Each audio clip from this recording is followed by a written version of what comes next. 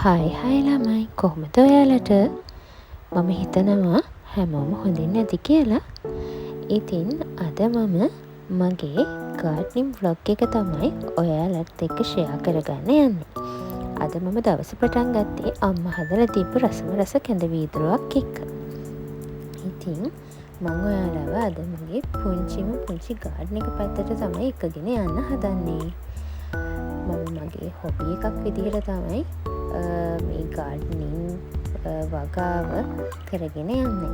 ඉතින් මේ මගේ වගාවේ තියෙන කොච්චි පැල ඒවයේ පළදාව ඇවිල්ලා හරිම ලස්සනයි.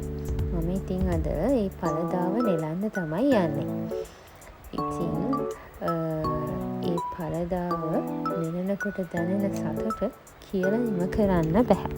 මේ පුංචි පැලවලට ඇත්තටම පණ තියෙනවා වගේ. අපි පුංචි පැලවලට වතුර දාලා අත ගාලා සාත්තු කරනකොට අපේ හිත සතුට කරන්න තරම් ඒ පුංචි පැලවලින් ලබා දෙන පළදාව ඇත්තටම හරිම පුදුමාකාරයි.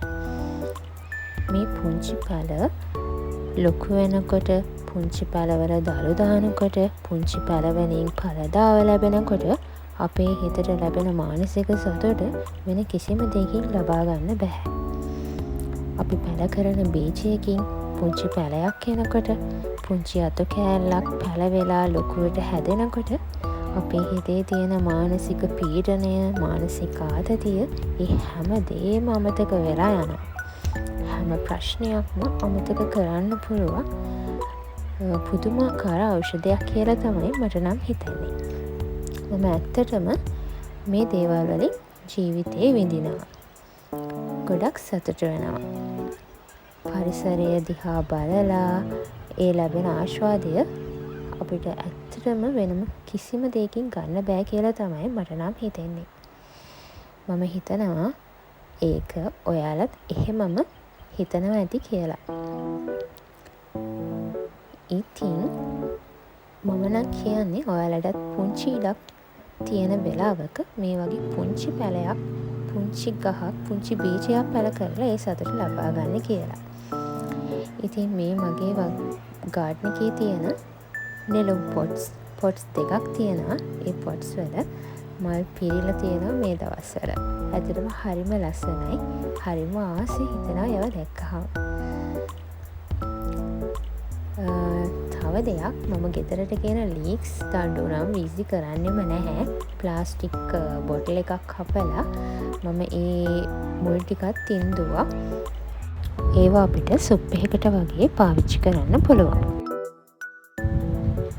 ගෙදරට ගෙනාපු බෝංචි කරල්වල තිබ්බ තද දම්පාට ඇට මම මද අවුවේ වේලලා ගත්තා පැල කරන්න.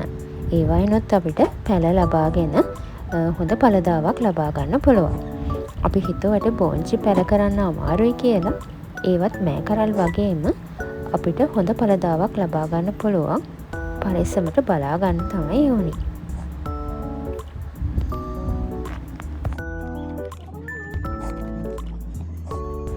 ඒ වගේ බෝංචි බීජ පැල කරලා ලබාගත්ත පුංචි බෝංචි පැල තමයි ඔයාලගේ ගෙවත්තෙත් මේ වගේ වගා තියෙනවා නම් කමෙන්ට් එකක් දාගෙන යන්නකෝ.